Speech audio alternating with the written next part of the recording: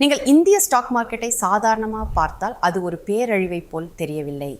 Sensex மற்றும் Nifty அவற்றின் சமீபத்திய உச்சங்களிலிருந்து சில சதவிகிதம் மட்டுமே குறைவாக இருக்கின்றன.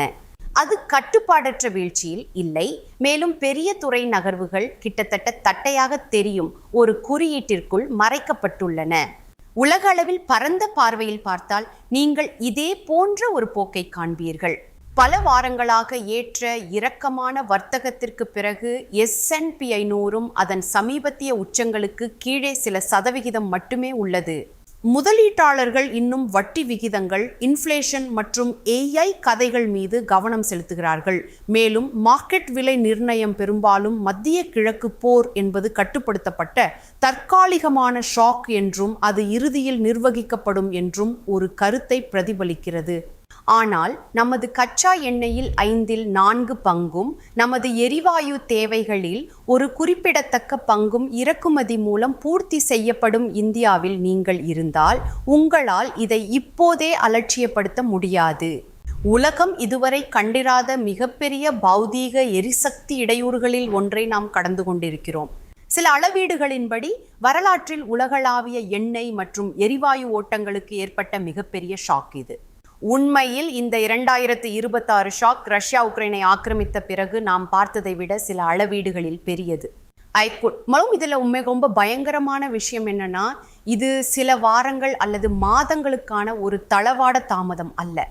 இது உலகை இயங்க வைக்கும் உள்கட்டமைப்பின் நிரந்தரமான பௌதீக அழிவு ஆகும். இன்று உலகளாவிய எரிசக்தி மார்க்கெட்டில் இப்போது என்ன உடைந்தது? தென்கொரியா போன்ற நாடுகள் ஏன் ஏற்கனவே எரிபொருளை பங்கீடு செய்கின்றன? முழு AI எழுச்சியை இயக்கும் சிப்களை அது எவ்வாறு பாதிக்கிறது? மற்றும் மிக முக்கியமாக ஆயிரக்கணக்கான மைல்களுக்கு அப்பால் அமர்ந்திருக்கும் இந்திய முதலீட்டாளரான உங்களுக்கு இதன் அர்த்தம் என்ன என்பதை நாம் ஆராய்வோம். இந்த முறை ஏன் வித்தியாசமானது என்பதை புரிந்து கொள்ள நீங்கள் தாமதத்திற்கும் அழிவிற்கும் இடையிலான வித்தியாசத்தை புரிந்து கொள்ள வேண்டும். கடந்த காலத்தில் வளைகுடா போர்களின் போது அல்லது சமீபத்திய ரஷ்யா உக்ரைன் மோதலின் போது கூட எண்ணெய் மற்றும் எரிவாயு அங்கேயே இருந்தன. குழாய்கள் சேதமடையாமல் இருந்தன. சுத்திகரிப்பு நிலையங்கள் வேலை செய்தன. ஸ்கில்ல என்னென்றால் எரிபொருளை ஒரு இடத்திலிருந்து மற்றொரு இடத்துக்கு கொண்டு செல்வது மட்டும்தான். இன்னைக்கு நடக்கிறது அதுவல்ல. சில நாட்களுக்கு முன்பு கத்தார் எனர்ஜி ஃபோர்ஸ் மஜூர் எனப்படும் ஒன்றை அறிவித்தது. ஃபோர்ஸ் மஜூர் என்பது ஒரு சட்டப்பிரிவை தவிர வேறொன்றும் இல்லை. அதன் அடிப்படை அர்த்தம் கடவுளின் செயல் அல்லது போர் நடந்துள்ளது, நாங்கள் எங்கள் ஒப்பந்தங்களை ரத்து செய்கிறோம் என்பதுதான்.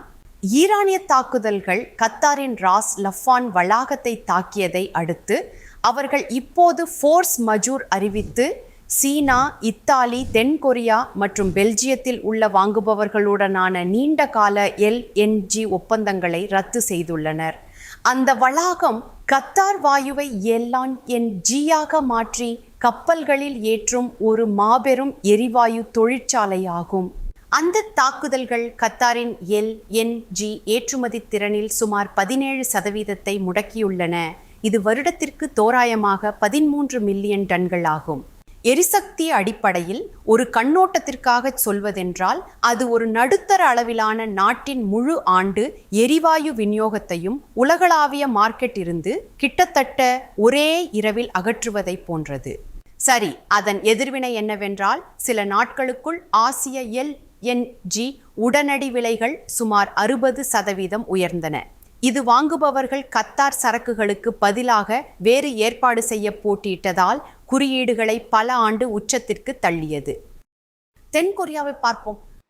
அது அதன் எண்ணெய் தேவையில் கிட்டத்தட்ட அனைத்தையும் இறக்குமதி செய்கிறது மற்றும் உலகின் மிகப்பெரிய LNG வாங்குபவர்களில் ஒன்றாகும். எரிவாயு மூலம் இயங்கும் ஆலைகள் அதன் மின்சாரத்தில் சுமார் 27% உற்பத்தி செய்கின்றன. எனவே LNG விநியோகத்தில் ஏற்படும் எந்த ஷாக் மின் தொகுப்பு மற்றும் தொழிற்சாலைகள் இரண்டையும் பாதிக்கிறது. சியோல் ஏற்கனவே எரிபொருள் சேமிப்பு நடவடிக்கைகளை அறிமுகப்படுத்தியுள்ளது. இதில் ஒவ்வொரு வாரமும் ஒரு நாள் அரசாங்க வாகனங்களை சாலைக்கு வராமல் தடுக்கும் ஒரு சுழற்சி முறையும் அடங்கும். உலகின் மெமரி சிப்களில் பெரும் பகுதியை வழங்கும் சிப் தயாரிப்பாளர்களை கொண்ட அந்த நாடு திடீரென்று மின்சாரத்தை தொடர்ந்து வழங்குவது குறித்து கவலைப்பட வேண்டியுள்ளது. பட் ஐ பாயிண்ட்ஸ் டே எப்படி நடக்குது அப்படிங்கிறதுல ஒரு கிட்டத்தட்ட நம்ப முடியாத முரண்பாடு இருக்கின்றது. கத்தாரில் தாக்கப்பட்ட ராஸ் லஃபான் என்ற வசதி உலகின் மிகப்பெரிய எரிவாயு வயலின் ஒரு பக்கத்தில் அமைந்துள்ளது. அதே புவியியல் பாறையின் மறுபக்கம் ஈரானுக்கு சொந்தமானது. அது சவுத் பார்ஸ் என்று அழைக்கப்படுகிறது. முதலில் ஈரானின் பக்கம் தாக்கப்பட்டது, பின்னர் பதிலுக்கு கத்தாரின் பக்கம் தாக்கப்பட்டது. எனவே 4 கண்டங்களுக்கான LNG-யாக மாறும் மூலக்கூறுகளும் உலகளாவிய விவசாயத்திற்கு உணவளிக்கும் அம்மோனியாவிற்கான மூலப்பொருளும் ஒரே பாறையிலிருந்தே வருகின்றன. இப்போது பாறையின் இருபுறமும் உள்ள முக்கியமான வசதிகள் பாதிக்கப்பட்டுள்ளன. மேலிட்டிப்பை பெரும்பாலான மக்கள் தவறவிடும் விஷயம் இதுதான். கத்தார் நாளை இதை மீண்டும் கட்ட விரும்பினாலும் அதனால் சில உதிரி பாகங்களை மட்டும் ஆர்டர் செய்ய முடியாது. LNG தொடர்களுக்கு தேவையான பிரம்மாண்டமான இயந்திரங்கள், குறிப்பாக மெகா அளவிலான காற்று பிரிப்பு அலகுகள் ASUக்கள் பொதுவாக கட்டி நிறுவ 3 முதல் 4 ஆண்டுகள் ஆகும். மேலும் உலகளவில் ஒரு சில சிறப்பு நிறுவனங்கள் மட்டுமே அவற்றை அந்த அளவில் வழங்க முடியும். எனவே யதார்த்தமாக முழுத்திறனும் மீண்டும் வருவதற்கு அரை தசாப்தத்தின் பெரும் பகுதி ஆகும். இப்போது கிளவுட் பற்றி பேசுவோம். வானத்தில் இருக்கும் மேகம் அல்ல, ஆனால் சிப்களில் இயங்கும் டேட்டா சென்டர் கிளவுட். அவையும் இதே பாறையை சார்ந்துள்ளன. கத்தாரின் ராஸ் லஃபான் வளாகம் நார்த் ஃபீல்டில் இருந்து வரும் வாயுவை பதப்படுத்தி அதன் LNG செயல்பாடுகளின் துணை விளைபொருளாக உலகின் 30% ஹீலியத்தை வழங்குகிறது. ஹீலியம் என்பது கண்ணுக்கு தெரியாத மந்த வாயுவாகும். இது AI எழுச்சிக்கு ஆற்றலூட்டும் சிப்களை அச்சிடும் லித்தோகிராபி மற்றும் பிற கருவிகளை கூல் மற்றும் நிலைப்படுத்த உதவுகிறது. எனவே ராஸ் லஃபான் செயலிழந்த போது அது எண்ணெய் மற்றும் எரிவாயு விநியோகத்தை மட்டும் முடக்கவில்லை, உலகளாவிய ஹீலியம் விநியோகத்தில் 1/3 பங்கையும் அது முடக்கியது. இதனால் ட்ரெயின் மற்றும் AI மாடல்களை இயக்கும் ஃபேப்கள் மற்றும் கருவிகளுக்கு நேரடி அழுத்தம் ஏற்பட்டது. ஆற்றல் ஷாக் மற்றும் AI வன்பொருள் ஷாக் ஆகியவை 2 தனித்தனி விஷயங்கள் அல்ல, அவை ஒரே கதையின் ஒரு பகுதியாகும். இரண்டுமே வளைகுடாவில் உள்ள அதே நெரிசல் புள்ளியால் கட்டுப்படுத்தப்பட்டுள்ளன. இப்போதைக்கு நீங்கள் நினைக்கலாம், கத்தர் சீனா தென்கொரியாவுடனான ஒப்பந்தங்களை ரத்து செய்துவிட்டது. அந்த பட்டியலில் இந்தியா இல்லை. அதனால் நான் ஏன் கவலைப்பட வேண்டும்? சரி, நீங்கள் ஏன் கவலைப்பட வேண்டும் என்பதற்கான காரணம் இதோ. இந்தியா அதன் கச்சா எண்ணெயின் பெரும் மெஜாரிட்டி இறக்குமதியை சார்ந்துள்ளது. 10இல் கிட்டத்தட்ட 9 பீப்பாய்கள். மேலும் அந்த சார்பு நிலை விரைவில் நீங்க போவதில்லை. டெல்லி ஹார்முஸ் ஜலசந்தியின் மீதான பாதிப்பை குறைக்க முயன்றுள்ளது. இன்று நமது கச்சா எண்ணெயில் தோராயமாக 70% அந்த ஒற்றை நெரிசல் புள்ளிக்கு வெளியே இருந்து வருகிறது. ஆனால் விலைகள் இன்னும் மத்திய கிழக்கு அளவுகோல்கள் மற்றும் உலகளாவிய உடனடி சந்தைகளால் நிர்ணயிக்கப்படுகின்றன. எனவே ஆசிய LNG விலைகள் சில நாட்களில் 40-50% உயரும் போது அந்த உயர்ந்த விலைகள் இறுதியில் இந்தியா விளிம்பு நிலையில் செலுத்தும் தொகையில் பிரதிபலிக்கின்றன. ஆற்றல் அந்த அளவிற்கு விலை உயர்ந்ததாகும் போது அது முழு எக்கானமி மீதும் ஒரு பெரிய கண்ணுக்கு தெரியாத டாக்ஸ் போல செயல்படுகிறது. எனவே உங்கள் போர்ட்ஃபோலியோவில் உள்ள நிறுவனங்களை பற்றி சிந்தியுங்கள். சிமெண்ட், எஃகு, ரசாயனங்கள், உரங்கள் அவை அதிக அளவிலான எரிபொருள் மற்றும் ஆற்றலை எரிக்கின்றன. அவர்களின் ஆற்றல் செலவுகள் திடீரென உயர்ந்தால் அவர்களின் லாப வரம்புகள் நசுக்கப்படுகின்றன. மேலும் அது அத்துடன் நிற்பதில்லை. இந்தியா அதே பீப்பாய் எண்ணெயை வாங்க அதிக பணம், அதிக டாலர்களை செலவழிக்க வேண்டியிருக்கும் போது ரூபாயின் மதிப்பு பொதுவாக பலவீனமடைகிறது. ஒரு பலவீனமான ரூபாய் ஒவ்வொரு இம்போர்ட்வையும் அதிக விலை உள்ளதாக்குகிறது மற்றும் இன்ஃப்ளேஷனை உயர்த்துகிறது. இன்ஃப்ளேஷன் அதிகமாக இருப்பதால் வட்டி விகிதங்களை குறைக்க ரிசர்வ் வங்கிக்கு மிக குறைவான இடமே உள்ளது. மேலும் விகிதங்கள் நீண்ட காலத்திற்கு அதிகமாக இருந்தால் கடந்த 2 ஆண்டுகளாக நாம் பார்த்து வரும் வகையான நீட்டிக்கப்பட்ட மதிப்பீடுகளை ஜஸ்டிஃபை செய்ய மார்க்கெட் போராடும்.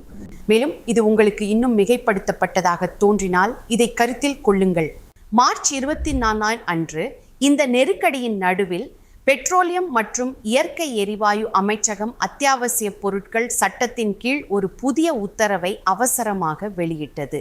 உள்ளூர் ஒப்புதல்கள், நிலத்தடைகள் மற்றும் அதிக கட்டணங்களை கடந்து எரிவாயு மற்றும் உற்பத்தி பொருட்களின் குழாய் இணைப்புகளை விரைவுபடுத்துவதற்காக இது ஒரு தெளிவான காலக்கெடு வரையறுக்கப்பட்ட கட்டமைப்பை உருவாக்குகிறது. மேலும் அதன் சொந்த குறிப்பில் இது ஹார்முஸ் ஜலசந்தியில் ஏற்படும் இடையூறுகளுடனும் மற்றும் வளைகுடா திரவமாக்கல் ஆலைகளுக்கு ஏற்பட்ட சேதத்துடனும் நேரடியாக தொடர்புடையது என்று அரசாங்கம் கூறுகிறது.